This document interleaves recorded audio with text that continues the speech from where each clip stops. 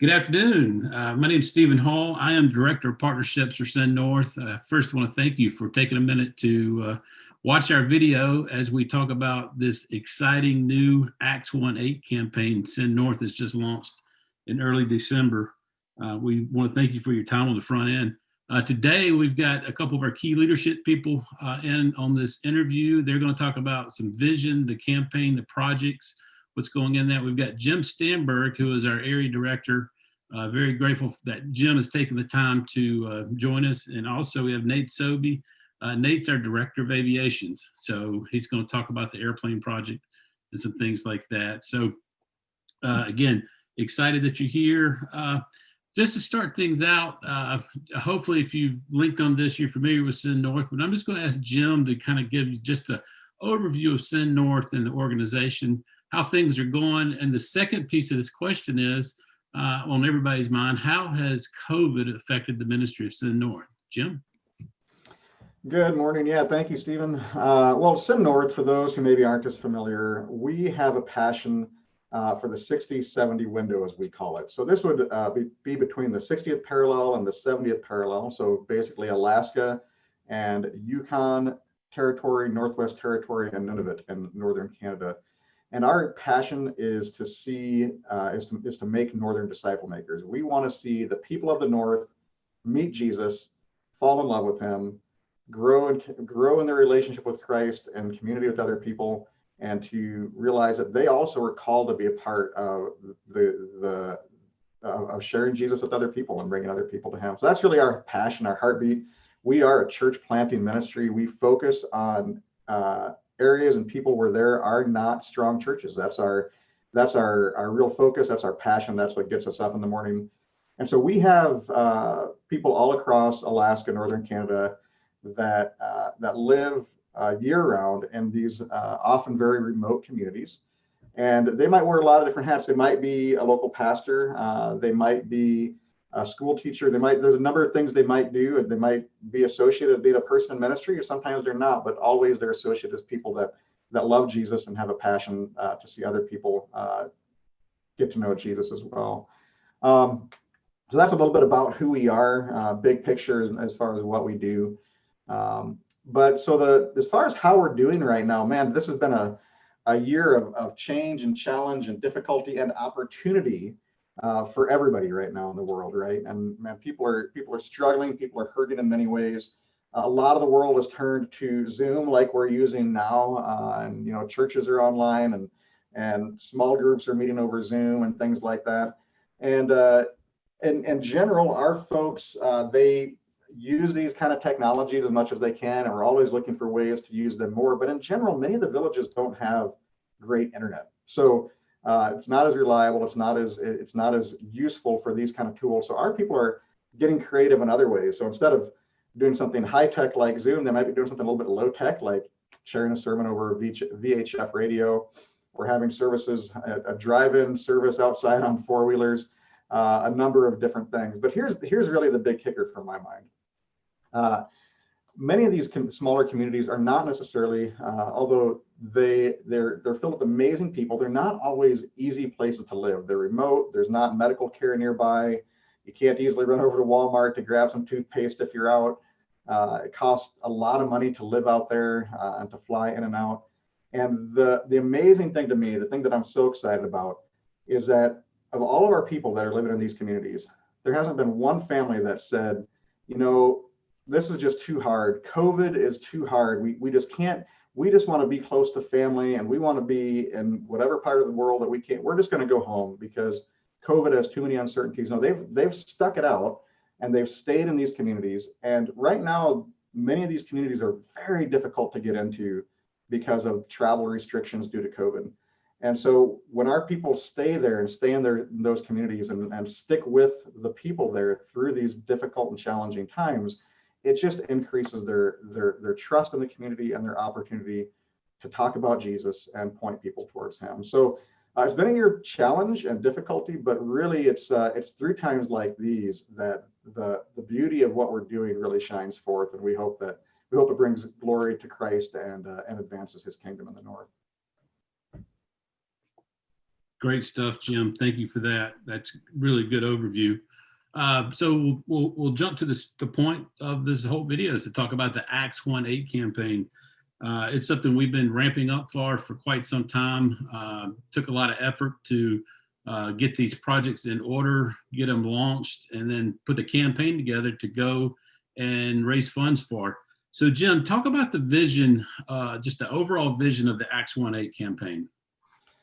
Yeah, so Acts 1:8 is a passage many of us are familiar with, where Christ tells his disciples to go and make disciples in Jerusalem, Judea, Samaria, and the ends of the earth. Okay, and so this is kind of what for us and our context of ministry. This is the near and the far. This is the close by and the extend as far as we can aspect of our ministry. So there's really two aspects of the campaign. There's a aspect related to a building and renovation project for a ministry center here in Anchorage, where our main hub is. And then there's the aviation aspect, which allows us to stretch as far as we can across the north to be able to support the ministries and the people that are in these places. Great. Well, the first part of the campaign is this ministry center in Anchorage you mentioned. Tell us a little bit about Anchorage. Why Anchorage? Talk to us about Anchorage. Sure. Yeah. So for those who are familiar with Send North's history, we actually have been around for over 80 years. We started out a Central Alaska mission in the Copper River Basin in the community of Glen Allen. And that's where we were for many, many years. But as we refocused on pioneering church planting, we realized that staying in Glen Allen as a hub didn't make as much sense for us, because our village ministry folks, they came through Anchorage. They didn't come through Glen Allen. And so to be able to support them while we moved our offices to Anchorage. And the other benefit of that is it gave us more opportunity to connect with the great churches that exist here in Anchorage. Anchorage is about half the state's population. It is really the center of the state in many ways, economically, healthcare industry, transportation. Most of the people in Alaska at some point come through Anchorage. And so it's really a central spot for providing support to our ministry folks and connecting with the many churches that exist here in the state. And there's some certain parts of the Acts 1-8 campaign, especially for this ministry center that we're forming. Can you talk a little bit about the different aspects? First and foremost, kind of your office side of things, your operations administration type things for this ministry center. Yeah. So as far as you're asking, as far as what we're currently doing, you're saying? Exactly. Yeah. Yeah. Yep. Yep. So our office here in Anchorage has been here for about the past 9 years. And we're located currently close to the international airport. And our office it's a support hub for our ministry folks. And we provide services related to finance, member care, personnel, aviation. It's kind of the hub for those things and for our administrative and leadership team. The other thing that's really cool about our office as we currently use it is that it's really a kind of an outpost for missions in the north. We being tied to Send International, a global organization, we're able to point people towards the importance of missionary work, ministry work, cross-cultural work, not only in Alaska and Northern Canada, but all across the globe as well. So the community for this new ministry center, can you talk a little bit about that community and how this building will be used to serve it? Yeah, so one of the things that's been really interesting for us over the past several years is to really embrace and realize how much Anchorage has changed over the past several decades. For many years, Anchorage was largely a Caucasian community, a white community. And in the past decade or so, Anchorage has really been changing. And it has become an incredibly diverse community. In fact, over the past several years, the most diverse community in the country has been recognized as Mountain View, which is a part of Anchorage. Several of the most diverse schools in the country have been recognized as being part of the Anchorage School District. So currently the most diverse high school in the country is East High School here in Anchorage. A few years ago, 19 of the top 20 most diverse elementary schools were all here in Anchorage. So it's just an incredibly diverse area. A lot of times when people think of diversity, they think is like, oh, there's a large white population and there's a large African American population. Here, when we talk about diversity, we mean you put 30 people in a room and 20 of them might all speak different languages. It's just we have over 100 non-English primary languages spoken by students in our school system. So people from all over the world, and once again, Send International exists to make disciples amongst unreached people groups, amongst the unreached, and they're here at our doorstep. There's immigrants and refugees from all over the world that are here, and so we realize, man, we have a opportunity to partner together at the local church to welcome the immigrants and refugees and international students in our midst, and to share that with them our hope in Jesus Christ. So, and what kind of programs do you hope to provide through the building or use the building space for? Yeah, so the building that we have purchased is just a few blocks north of East High School. And we're just kind of dreaming at this point about the different ways we might be able to use that. So we're looking for ways that we can serve that community and love those people well. So the obvious things that come to mind for us are things like English language classes, because that's always a large need for immigrants when they come in. And also perhaps mentoring, being that close to a high school with such a diverse population, just being able to invite people in and love them and say, hey, how can we help you? Man, high school is hard enough as it is. And then if you think about trying to go through high school in a country and a culture that's not your own, there's so many opportunities to serve and to love the people that way. Good stuff. Good stuff. Okay, a lot of times in ministry, we talk about collaborating together. Talk about the ministry center and collaborating with other ministries through that. Send North and Send International, we recognize that the opportunity to share the gospel and to advance the kingdom of Christ is something that is so important that we don't dare to try to do it alone. It is a bigger task, a bigger project than we could ever hope to accomplish on our own. And we believe that it brings God great glory when we're unified together with other believers, and that he really enables us to go much further together than we'd ever be able to go on our own. So one of our visions and one of the things we're excited about with this new ministry center is the opportunity to bring more ministries in under our roof as a way to collaborate together. Currently, we already have the state director for Youth for Christ, Chris Gatch. He already sublets office space from us in our current facility that we're renting right now. And when we move into our new facility, he's planning on coming with us. He's excited about it. He's excited about that part of town to be based out of. And we just want to bring in more folks like him from other ministries, whether they're campus ministries or missions organizations or church plants, whatever it may be, because we know there's a lot of organizations that don't have the resources to have, nice office space. And so we want to invite them together. We want to get them together under one roof. And we know that there's so many casual interactions that lead to greater kingdom effectiveness by being together in a shared space. And not only do we hope to have folks that permanently take office space with us, but we want to just invite other like-minded ministries to use the space that we have for needs that they may have for different meetings and ministries that would be helpful for them. Great stuff. Great stuff.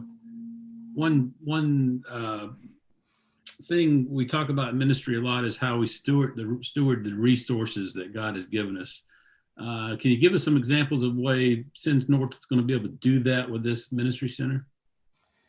Yeah, well, a big part of stewardship, first of all, is handling both the financial and physical resources that God has entrusted to us and the people resources. And so our ministry center is, first of all, kind of a hub for those things, and the financial aspects that go on in ministry and the member care and personnel aspects. So that's definitely a hub for those things.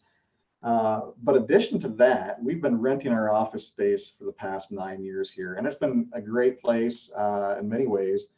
But what we're excited about with this new facility is that it's actually a 2-building, 3-unit property that we've purchased. And we're planning to renovate and move into one of those office units. But the other 2 are going to continue to be rented out to tenants. And so through this whole process, we're going to see a pretty significant increase in our annual revenue, our revenue over expenses, allowing us to be much better stewards of the finances that are the donations that come in to sustain the ministry. So it's going to be a really excellent thing for us financially, which allows us to propel the kingdom of God that much more with the dollars that people do donate towards Send North. Great. So truly a win-win-win all the way around with Absolutely. in this vision. So great stuff. Well, one thing I'm personally extremely excited about, and I think most of our membership is, because we got an opportunity, many of us got an opportunity to work with this individual, is who the building is named after. Can you talk a little bit about the naming of this new ministry center in Anchorage?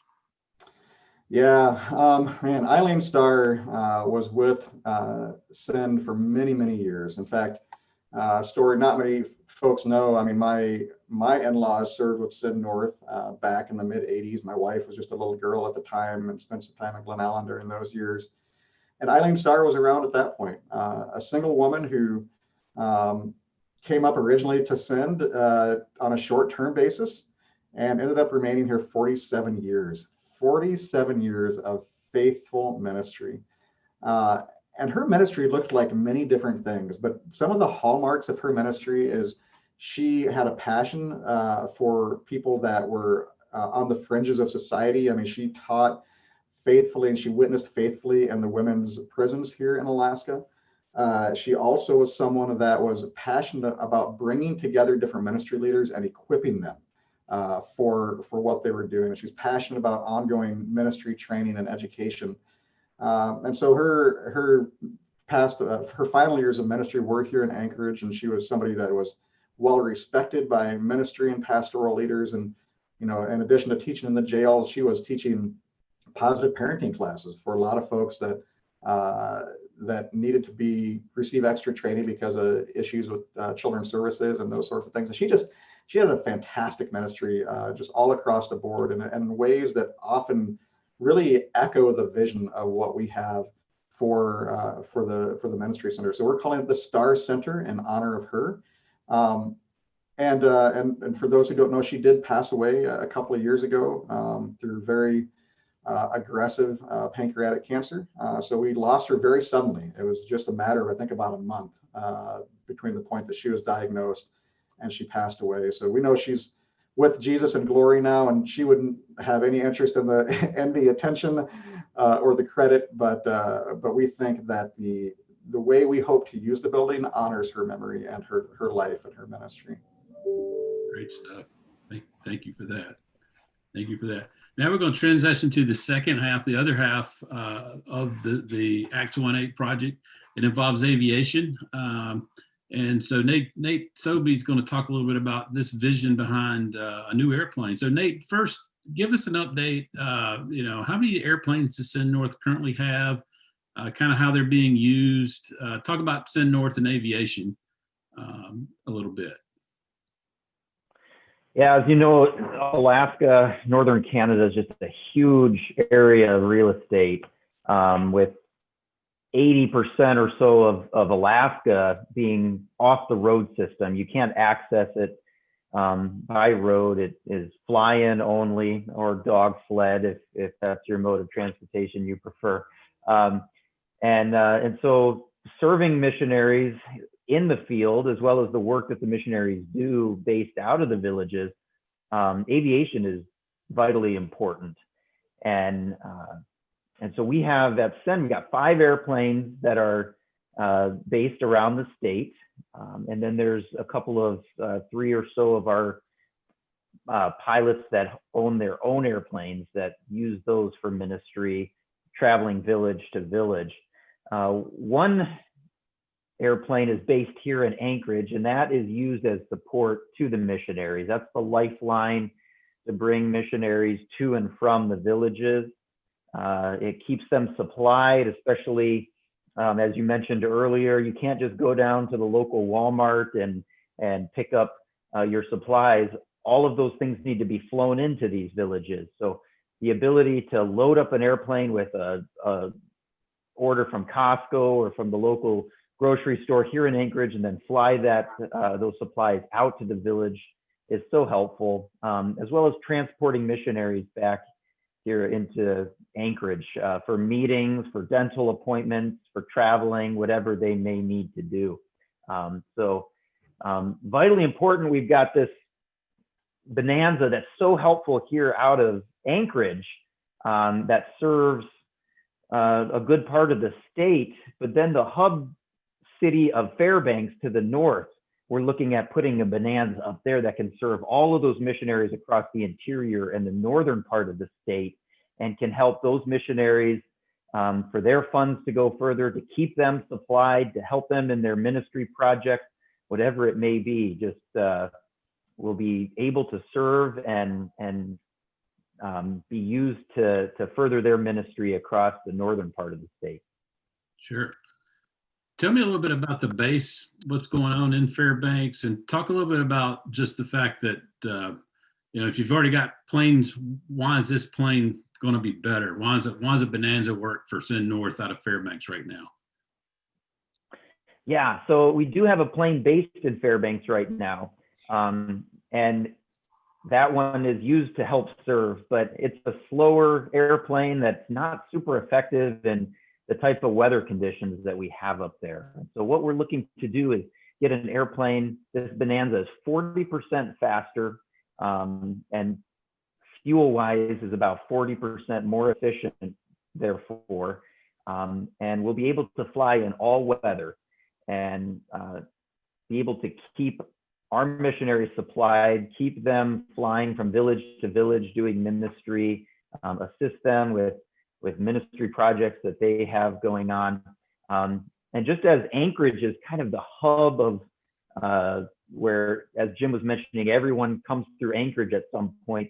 For those missionaries that are living in the interior and the northern part of the state, Fairbanks serves as that sort of hub.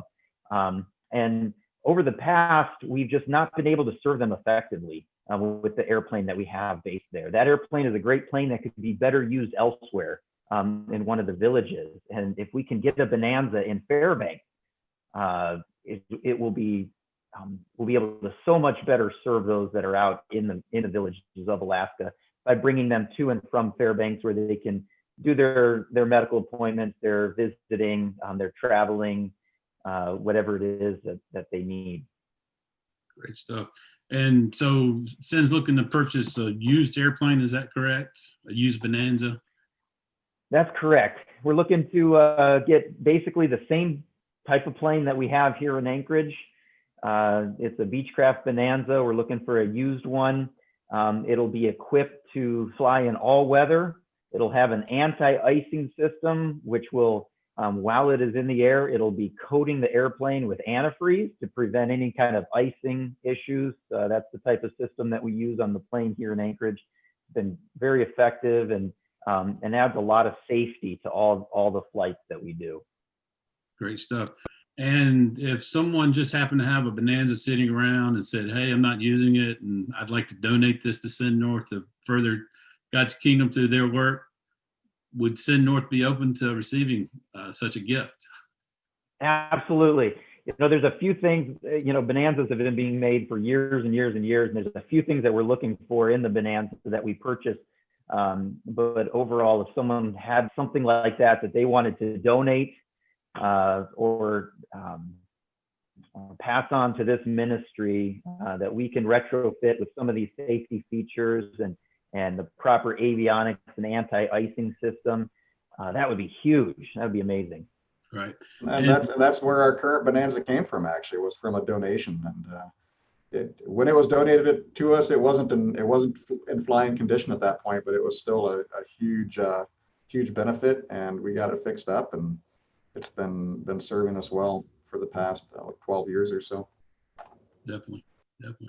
Great stuff. Well, thank you, Nate, for sharing that. So, as Jim said, we're calling this the Acts 1:8 campaign, and you can see Acts 1:8, the end of it there. When Christ wanted us to make disciples, he wanted us to make disciples all over. And for Alaska, think about Anchorage as a big urban area, but we're talking Alaska all the way to what we would say sometimes feels like the ends of the earth. In this particular picture, that's over Anchorage. You can barely see in the distance there's Denali, which, Nate, how far is Denali from Anchorage? A couple hundred miles? I think it's around 100 miles, yeah. 100 miles.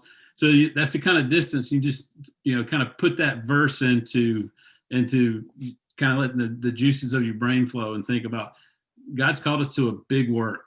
And the Acts 1:8 campaign is not the work, but it gives us the tools to do the work. And so as you think about and pray about possibly joining Send North, partnering us in some sort of way, pray for this project.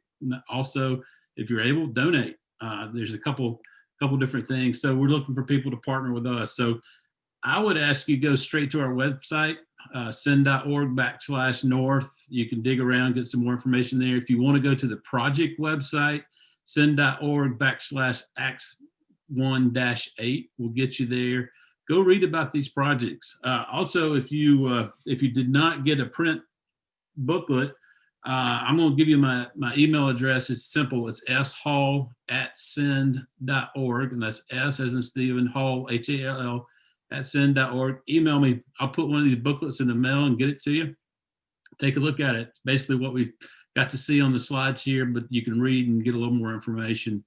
But from all of us at Send North, 65 plus missionaries, we want to thank you for your partnership and prayer through ministry. It's it's not what we're doing, it's what God's doing through us, calling individuals across the far north, Alaska and northern Canada, to have a relationship with him, be disciples and make more disciples. So thank you for your partnership in that. Please reach out to us if you have any questions or comments. We love some feedback, but we thank you for your time. I thank Jim and I thank Nate for joining us on this video call about the Acts 1:8 campaign. Thank you so much and take care.